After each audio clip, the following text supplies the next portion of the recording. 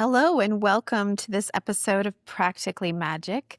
You are going to be seeing a lot of my hands. Luckily, I just got myself a manicure, so that will hopefully be a lovely view for you. Today's episode is going to be a demonstration of a healing through art workshop that I do with adults. Typically, I have a variation of this that I do with Prism Healing, where I will do this with children or with teenagers. Only what is developmentally appropriate for that age group. So I have various forms of this workshop, but today you're going to be watching an episode where we are going to walk through it together with you. And you can actually follow along if you have materials at home.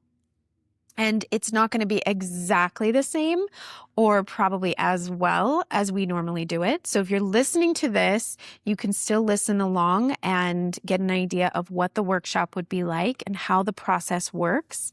You're also going to get a demonstration on how to do some techniques with the art. We're using watercolor today, but we can also do this with acrylic or watercolor pencil or oil pastel or even crayons if you would like to try it with us. So we're starting today's episode, as we normally do, with a card pull. Today I am using my Inner Child Oracle deck, not tarot, but this will be the card that is meant for us today. Whenever you are listening, whenever you're watching, this is what card is needed for you as we go through this process, and if you are following along with the art demonstration today. Okay, one more shuffle real quick. And pull the card of transformation.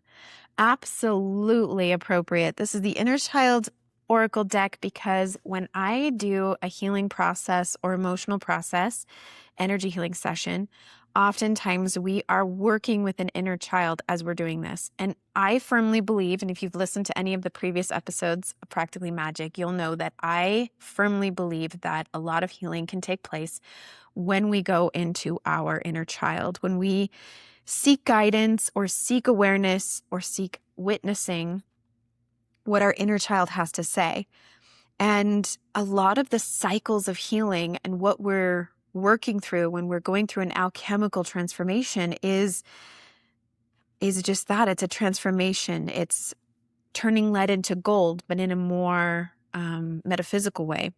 So I love that this card almost brings that up, as it has these little, you can look close enough in the video, these little tiny versions of her. One is doing ballet, and it kind of writes this little story as she goes into from her birth and from her mother's womb into her childhood, into her teens, into becoming a mother, into this almost warrior alter ego, which I love when we're working with solar plexus energy and healing, is to bring out that warrior. She's got a bow and arrow. And then the like transformation of becoming. Here's her, and she's almost in her crone era, but yet she still looks like a maiden. So you can interpret it a lot of different ways in this card. But one of the reasons I love this deck is because of the artwork. It's so colorful and vibrant and creative, and because I encourage that when we're working with color and we're working with art. Today is not about what is the end product that we're going to have. Most of us are not going to create some type of art that may hang in a gallery someday, or even something we would hang on our own wall. That's not really the point. So I want you, if you're listening now and you're feeling kind of that sticky cell part of you that says, oh my gosh, art, no way, I'm not doing art. Yuck, I cannot do art. I don't like what I make. I don't know how to make anything. I can't even do stick figures. I've heard it all, people, okay? Just to let you know, I have heard it all.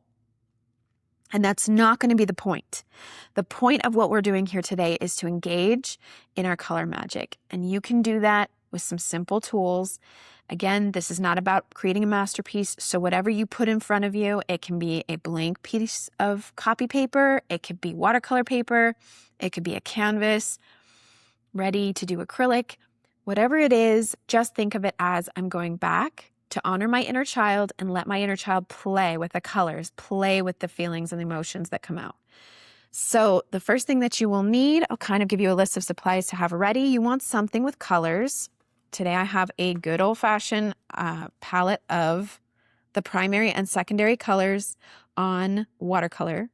Usually watercolor will not have white. Sometimes they come with a little tube of white if you want to add white, but usually watercolor will allow you to have white where the paper is. And so you can brighten or lighten your colors based on how much water you use, or in the absence of color, it will leave white from the paper. So know that when you're doing watercolor that you may not have white, and that's okay.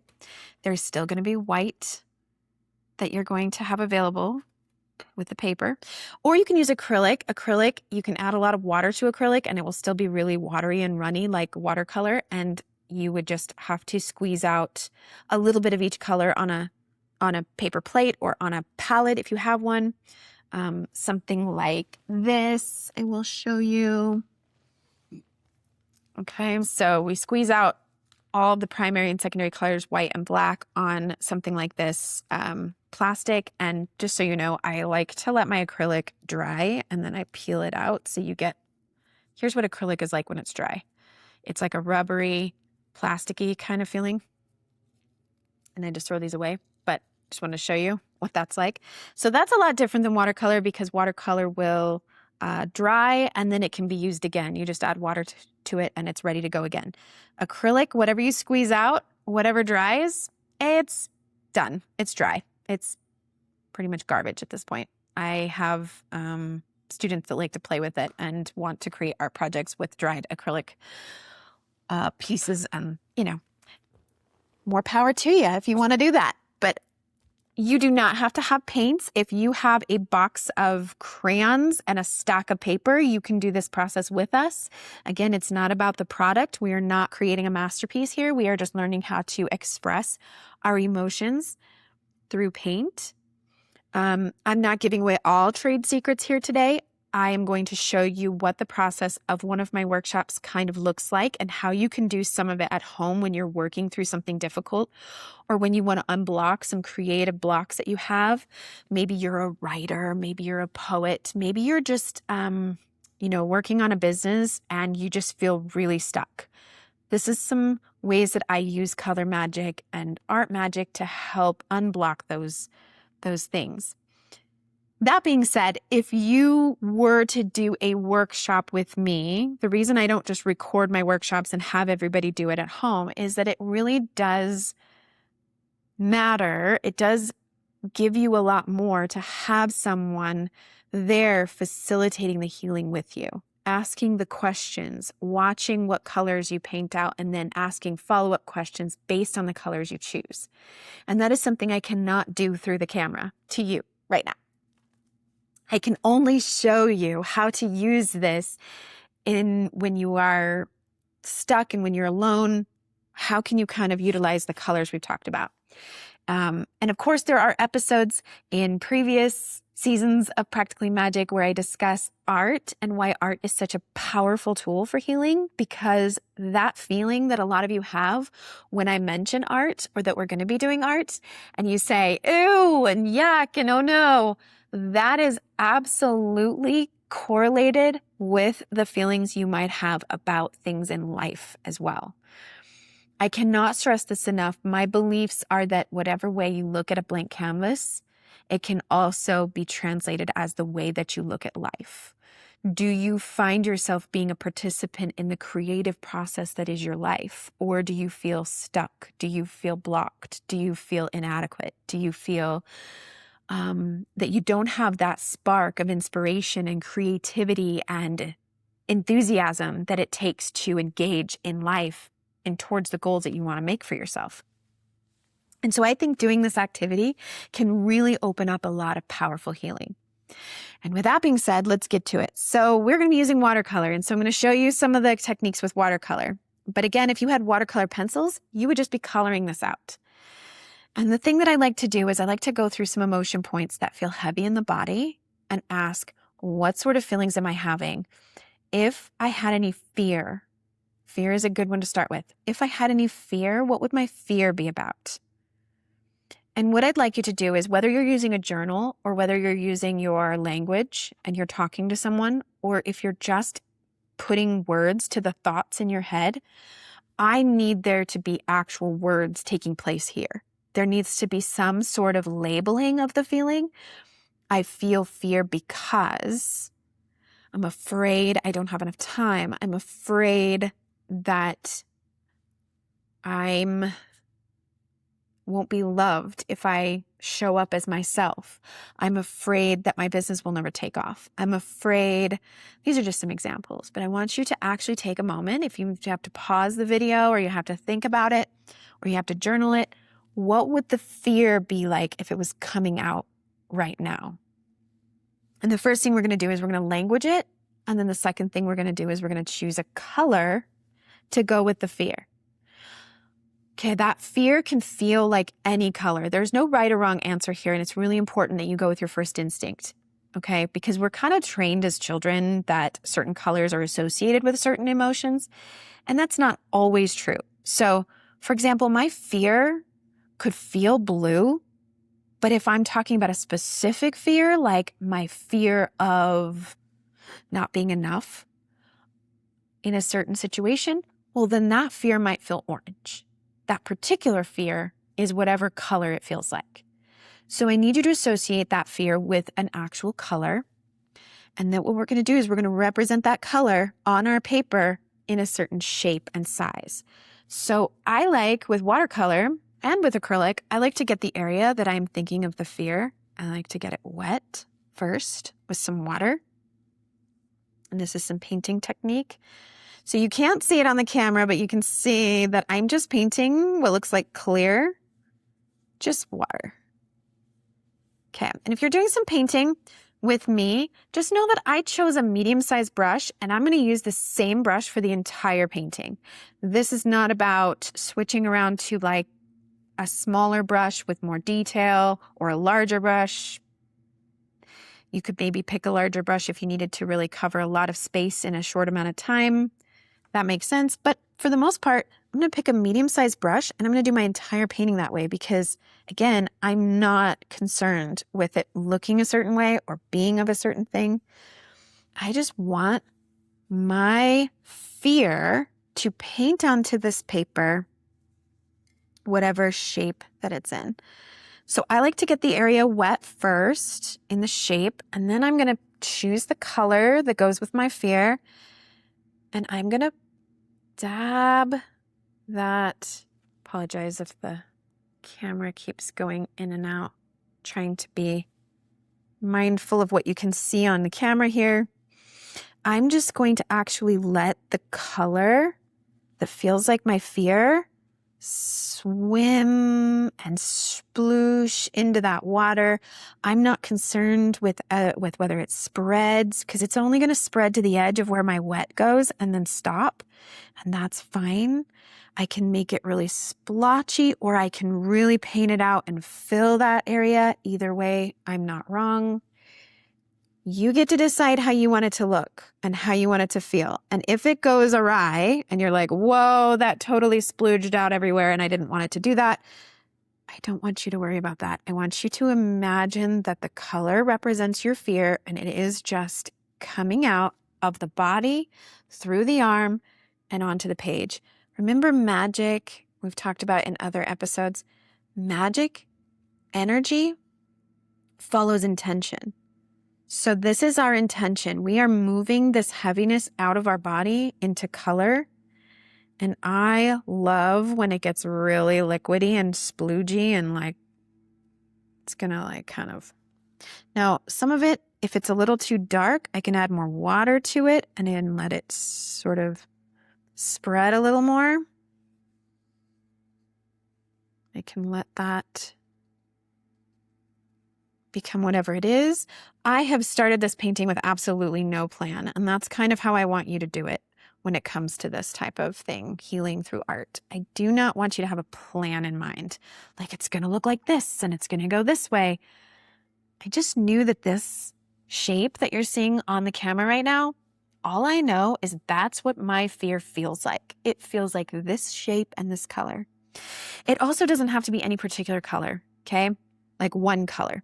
I chose orange for my fear because it feels a little bit like I feel stuck. I feel a little blocked. I feel like my fear is associated with kind of like that feeling of, I don't know if I'm ever going to be able to do what I want to do. I don't know if I can do it. And that just felt orange to me for no particular reason, just felt orange. And then the shape just came out. Like it was no plan of mine really. Just this is the shape of that feeling. That's how I want you to do it. Yours might be more than one color, so you can add colors to that. And then I want you to ask the question, if I felt any frustration or that feeling of frustration, I'm so frustrated because, and then go ahead and finish that sentence. I'm frustrated because, and then you can go ahead and journal that, or you can take a quiet moment, pause the video, say, what am I frustrated about most right now? And then again, we're going to choose a shape. It might be right alongside the shape you just did. In that case, if you get that wet, it will start to blend. It'll start to, whatever color it was that you had, it's going to start to like fill into that. And then I'm going to give it a color. Now, what we're doing, and this comes from my training at the Institute of Healing Arts, the integrative processing technique that I do, what that means is integration of right and left brain. So we are languaging the feelings, we are languaging the emotion, but we're also representing it as a color. So in doing that, we're engaging our right brain. So our left brain does the language, our right brain does the color, and we're combining them to represent and to express a very valid, very real emotion in our body. Emotions are just energy in motion. So here is my energy in motion. My frustration feels green. I don't know why, can't explain it, don't have to. It's not my job to explain it right now as the participant. As the emotional healer, it is my job to explain it, but set that aside. That's not your job, participants. Okay, and you might just be representing that emotion as a color. And not all of it blends. It sometimes just feels really spotty too. And I'm leaving some white spots as I go because that's what feels right to me. The more paint you add, the darker the feeling, the darker the color is going to be. And look at how it just like swims. Now, anywhere where my watercolor dries, it's going to create lines. It's going to create those watermark spots. And this is why I teach watercolor this way. I teach it like with just playfulness and playing around with it, because the best way to learn how to watercolor and to control where that watercolor goes and what it does is to first learn what it's going to do. And this is what I do with children. I say, there's no mistakes. There's just learning. So we're just learning how to do it. You can now see some differences. Like some of these spots are darker where I added more where I added more paint. And some of the spots lighten where it was more watery. If I was doing a painting where I actually wanted to shade or make it real intentional, real deliberate, where I wanted that color to go, I would be better at it because I did this. But for today, for this, we're not concerned with what it looks like. We're just going based on feel, entirely by feel. Ooh, so you might start to feel that energy shift. You might yawn or sigh or feel like, okay, I'm really feeling a lot of this coming out onto the paper. What's the next feeling or emotion? Once that shifts, I can move on to the next emotion point and say, all right, the next emotion I feel might be anger. Maybe you're not ready for anger yet. That's okay. But eventually, somewhere in the process, I make everybody do suppressed anger as an emotion point, because it is my experience and what I have been taught by many facilitators who do this processing, that suppressed anger is a must. It's in there. It's happening. You may not feel it yet, but it'll come eventually. So pay attention to when it does. If you're not ready for suppressed anger, you could also ask yourself about that out of control feeling. Is there something that feels out of control here? What does that feel like? What does that look like? And you know, actually, for me right now, that's feeling like two different colors. So I'm going to add in some red. And while it's still wet, as I paint this area that I'm just happened to get wet, I was like, this is my anger. Some of this is my anger, and some of it is my out of control. Actually, some of it is really just kind of mixing. And then I want some purple, so I'm adding blue in there because my palette doesn't have a purple. Means I have to create it, which is awesome. It's even better. Ooh, I like that in between there. It's mixing with the orange now. I'm gonna add a little water to that so it just splooges a little bit more. That's my own word, by the way, guys. Splooge. Now mine is feeling very like it's really starting to integrate into each other. That doesn't have to be what yours looks like. Like I said, when we started this, there's no plan. It is all how you feel. So I want you to pay attention to how it feels to you. If you don't like this kind of like watery, sploogey, there's a lot of like, I'm leaving a lot of white spots in between things because that's just what I wanted to do. I have seen a lot of clients who have done this work and they have done it very compartmentalized. Like they have shapes, a circle, a triangle, a square, a rectangle, a star, and all of them are very separate and very much like, here's my anger, here's my resentment, here's my out of control, here's my guilt, here's my shame. And they go through all the emotion points just very compartmentalized. And you know what? There is absolutely nothing wrong with that. I think everybody is going to do it exactly what feels right to them. So don't worry at all if you feel like, oh, hers looks like way different than mine. I would even rather you not like watch my video unless you just want some tips on technique. I would almost rather you just take your own colors and your own way of doing it and do it entirely your own without an example to look at. But if you'd like some tips on how watercolor can be very fun to work with, then watching what I'm doing is a unique experience. You could do that as well. You can see how fun watercolor can be when you're not actually actively trying to make something. I think watercolor can be frustrating for new artists just learning because they think, I don't know how to control this. It's just like when something's wet or when something's dry, it starts just mixing everywhere and I don't know how to control. And it can be frustrating, which again is part of the healing. Like, hey, let's get frustrated sometimes, right? I see you're frustrated. I validate your frustration. All that. So in an inner child healing through art workshop, when I'm doing this, we're not actually working in present day emotion points. We are looking at what does that inner child feel? And it's whatever age happened to come up for you. My red is starting to look like spots of blood everywhere, and I'm here for it. Kind of loving it. And you know, some of that red just feels like it needs to come in here. This is already dry. So now when I add this color to it and I'm adding some more red to it, it's going to stay where I paint it and it's going to be really bold. It's not going to spread and mix with the green that I put on there earlier. That's another kind of cool thing you learn about watercolor is how to control the wet and the dry to get the looks you really want. What is it going to look like when these mix, or what is this going to look like when I paint on top of it after it dries? It's kind of just an experiment to see what happens. And my red is sort of taking over. It just feels like it wants to be a part of this whole painting, I guess. It's all right. No problem. Here we go. Sometimes an image will start to unveil and unravel itself in this, and that's fine too. Don't worry about it. Don't think about it just yet. That comes later. All right, friends. Next emotion point might be self-image.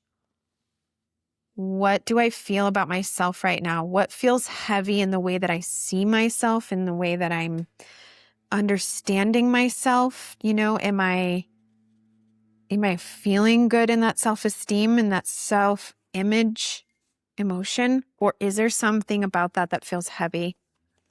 Ooh. And as I'm doing this, I'm just following my intuition on it. And where does it go? I'm actually feeling it take a little bit over, actually.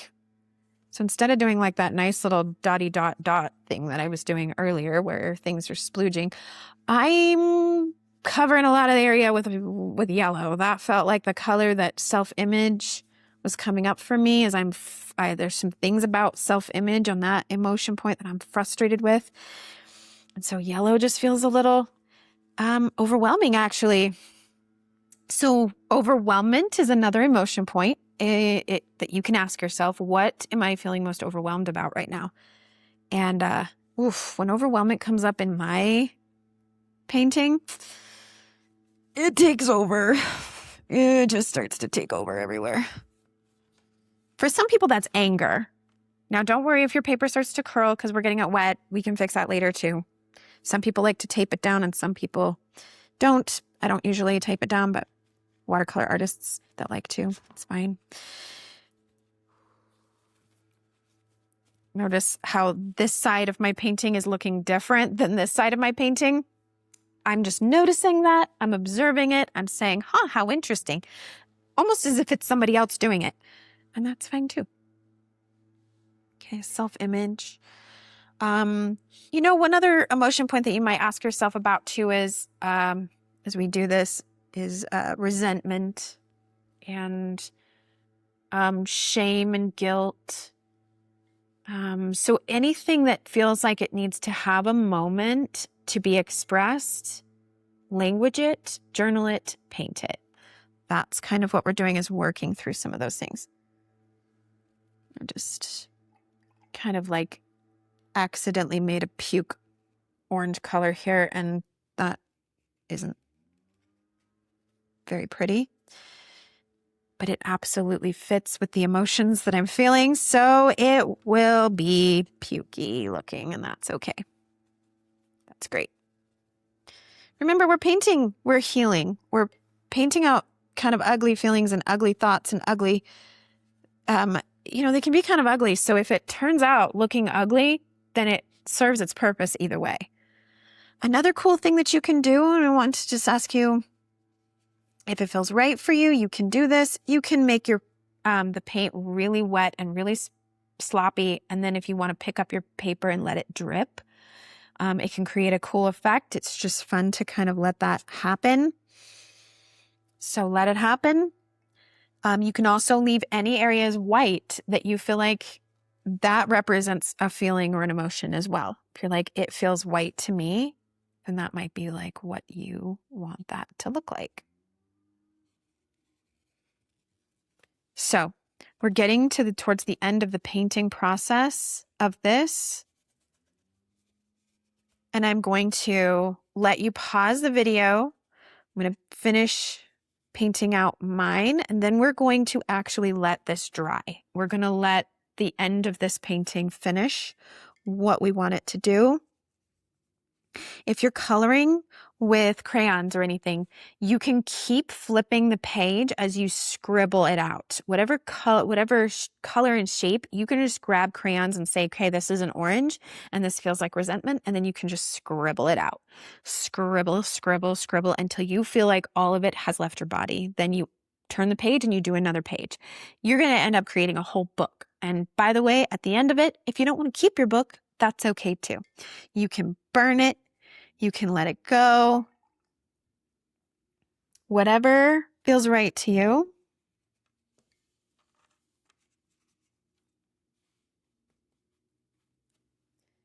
It all works. If you're using watercolor pencil, don't add any water yet. At this point in the process, you just use the color pencils to color out shapes and add coloring or detail to it in the colored pencil, knowing that we are going to get it wet later. I can do a demonstration of that on another video another time, but Watercolor pencils are actually really cool for this process. It turns out really awesome. And I'll kind of explain why as we get to the next point in our process. But first, we do need to finish painting out all the heavy feelings. Paint until the heavy feels not so heavy, until you feel lighter, until you feel that it's come out, whatever it looks like, whatever it feels like.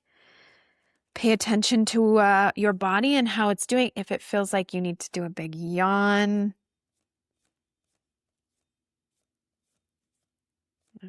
that just felt like that's what needed to happen there. It almost looks like a volcano is exploding now. All right, so pause the video, finish your painting, and then we will talk about what to do once this dries. All right, as we're waiting for our painting to dry, in the healing through art and emotional process sessions and workshops that I do, we use the time while this is drying to do a little bit of journaling that I help guide. I have kind of a worksheet, workbook that I guide my clients, my participants to kind of go through and analyze what colors they have pulled out, what they have used to represent the emotion points that we've talked about, because there is a color guide, and I kind of adapted it from some of the work done at the Institute of Healing Arts, where they give us a color guide to help guide what sort of colors that a client might be pulling out in a session. Obviously, in an integrated processing technique session, we wouldn't be doing any painting. It would be totally visualizing colors as we pull them out, as we identify what color an emotion point might be. So we might say, that feels really yellow. I'm pulling out a lot of yellow as we're visualizing it. I have adapted that into an actual art experience, but it doesn't have to be. So to give you an idea, I'm going to show you some work that we've done in some other healing through art workshops that I've taught. This is another one of mine, but this is kind of how I ended up adapting it. So you'll be able to see on the video if you are watching on YouTube. Again, if you're not watching on YouTube, that's fine. You can just listen because I am going to kind of go through it and talk about it. But the color guide helps us to identify what might be some things going on. So in this painting, you'll see it looks this is acrylic, but this is very different than the one I just showed you, the one we just did together. That's because every time I do this, it's a completely different emotional experience that we're having. So they're going to look different. And as I painted this out, I felt at that time the things I was painting were just very, very spiral oriented, like colors, but they were also spiraled into each other. And you'll see that I used a lot of purple inside the spiral, and it's kind of spiraled in there with green. So this would tell me as a healing facilitator that some of the things that I was working through in this process had to do with need for approval in the green, and the purple is associated with authority figures. So whatever age that I was working on, there was probably a lot of feelings like I really wanted approval from an authority figure, usually mom or dad, that was happening at that place and time. So that just tells me there's a lot wrapped up in that. Like I was very much integrating like my worth, my feeling good about myself was very connected to whether or not I was getting that approval or love and connection that I was seeking from authority figures. Here in the purple.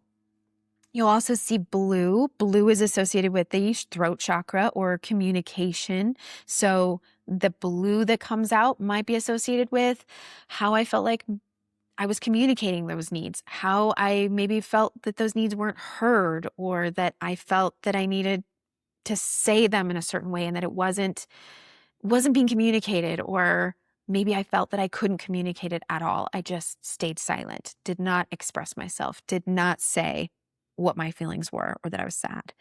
You'll also see that in the background of this one, there's a lot of yellow. So I want you to pay attention to your own painting that you've done today and say, what kinds of colors do I notice? Because I did a lot of yellow in my painting today too. Yellow has a lot to do with that personal power, that solar plexus, that I feel that I can do things. I have the confidence to do them. So when it's painted out in heavier feelings, that kind of associates with, I don't feel the self-confidence. I don't feel good about myself. I don't feel that I can do it. So once we come to, we'll go through the middle of the process.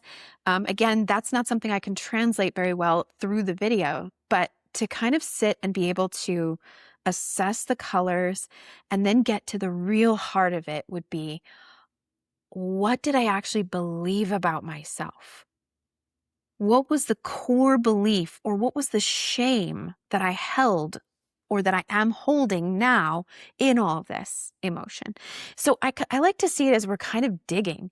When we paint out the colors associated with emotions, we're just digging. We're digging, we're moving, moving energy out of the way, because somewhere deep down at the core of it is going to be is going to be shame.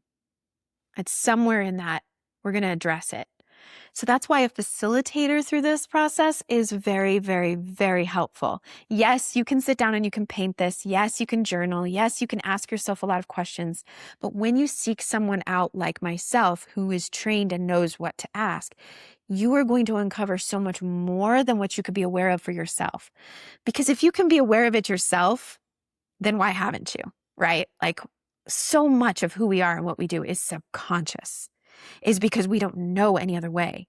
So having an outside perspective, somebody who is helping us dig in and deep and ask those questions and get those answers, is really, really helpful.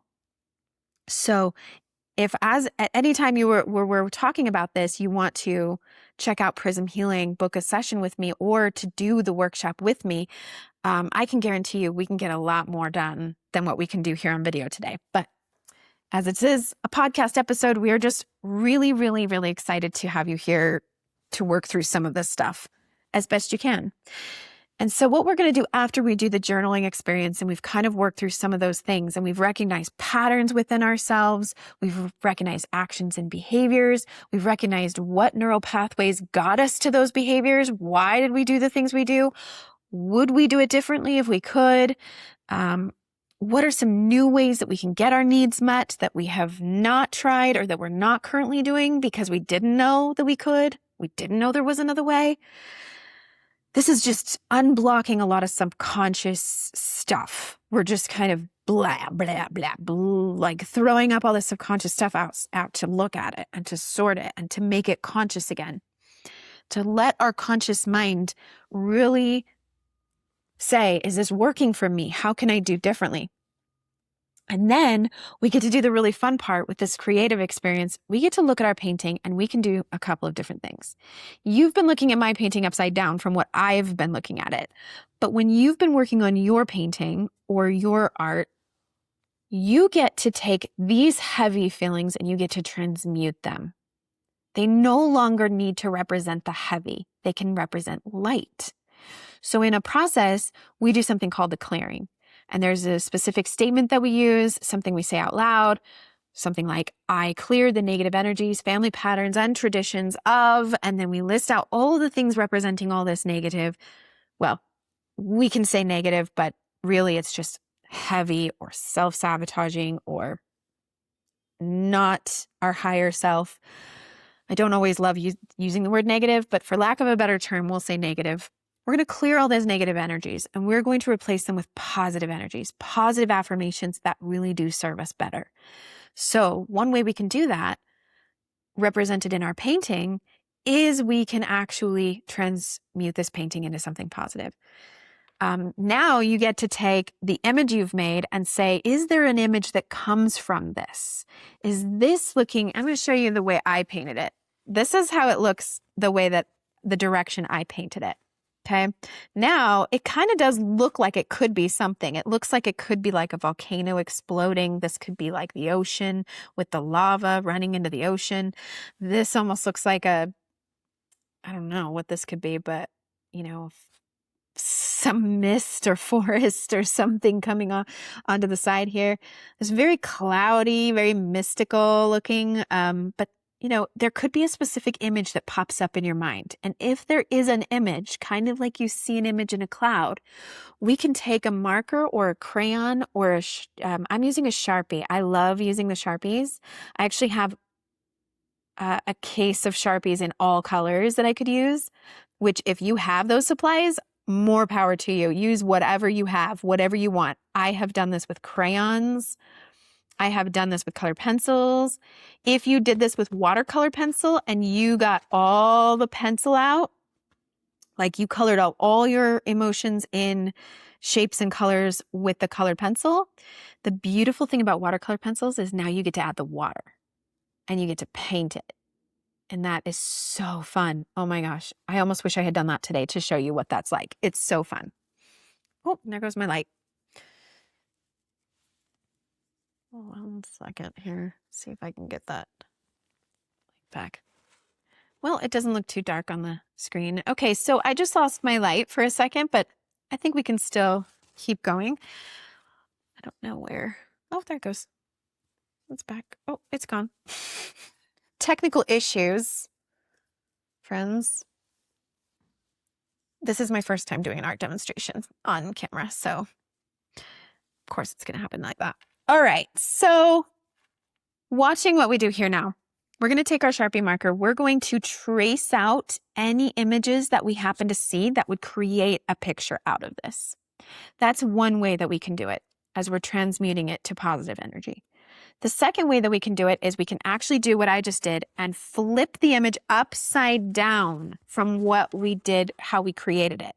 So here's the image as I created it, but when I flip it upside down to show you this way, a completely different feeling might happen when you look at it from this perspective.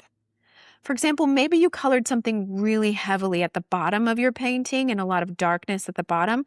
When you turn it around, that heaviness is now going to be at the top of your painting, and it's going to create a different feeling or emotion.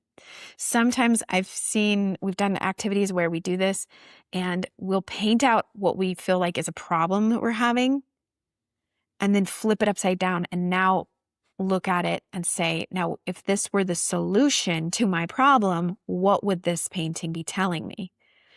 And yeah, it takes a little practice to become that intuitive or kind of abstract, because that is an abstract way of thinking, is to be like, oh, these shapes and colors have now become a solution. And I get it. It's not as cut and dry as asking ChatGPT or AI, what do you think the solution to my problem would be, and letting them kind of work it out for you. This is actually tapping into your own intuition, your own knowledge and wisdom deep down in the very recesses of your subconscious. What answers do I already have tapped into the collective consciousness that I can pull from, right? So what we can actually do is we can sit here. And if you don't want to create an image, that's okay, because second option is to just go through and actually just trace every line and shape that you see. You're not going to see me do this on the entire thing, but this is essentially what it would look like. I highly recommend putting on some very meditative music, ethereal, Enya, maybe meditative music, and just let yourself sit and trace every single line where the colors dried and where it created watermarks like this. And as you do that, you're going to feel all of the energy in you just lighten. All right, we'll show you a picture at the very end of what it looks like when it's all done for mine, but I want to see your images of what your painting looks like. So please send them in to me. You can go to my Instagram at Practically Magick. Whoop, there's a light again. Let there be light. Practically Magick podcast on Instagram, and you can send me in my DMs, or I'll share or tag me in your pictures on your Instagram so that I can see them. That would be awesome. Share them in your stories and tag me, and then I can share them in my stories. That would be so fun, just to see everybody's different healing through art paintings that you did. Again, you can sign up for a Healing Through Art, Inner Child Healing Through Art class. I have a course starting very soon. It will start at the end of September, and it will run until December. We meet once a month. in person, and we do this Healing Through Art workshop, different themes each month. But we also meet on Zoom every week during the time that the course is running. So this is for adults only. But I have my other art classes. Heart Smart Art is for kids, and that is going to meet once a month as well from September to December. It's a 2-hour workshop for kids about 5 to 9 years old. And then I have a weekly art class called Myth and Magic art class. That's an hour and a half every week. We do art lessons and we read mythology, and we learn how to unblock our creativity with projects that are less pressure, I would say. And as we finish up, don't forget about our event. We're doing Practical Magic 2 screening on September 10th. We want to see you there. So if you haven't won your tickets yet, please go to Ride the Wave Media and enter to win. You have to subscribe to this podcast, so make sure that you're subscribed. And if you enjoyed this episode, please share it with a friend. It would help me so, so much. And yes, my paintings are for sale. So let me know if you would like to purchase one of the paintings that I have available. I'm going to be at the farmer's market selling some of my paintings here in South Jordan locally. So reach out to me if you want to see what's for sale. I sell my art very cheap because it just helps to fund the art supplies and things for the projects that I work on. So, if you have $5, $10, $20 to spare, my paintings are very reasonably priced, and they do end up looking very lovely. So if you would like one, let me know. Here's a quick shout out. Thank you to Ride the Wave Media for producing this podcast. Go check out the rest of the shows they have on this network at ridethewavemedia.com, and follow Practically Magic on practically-magic.com. You can book a healing session with me privately. I do them over virtual or in person at prism-healing.com. Check it out there. And thanks for joining us today. Go make magic, witches and wizards. Bye.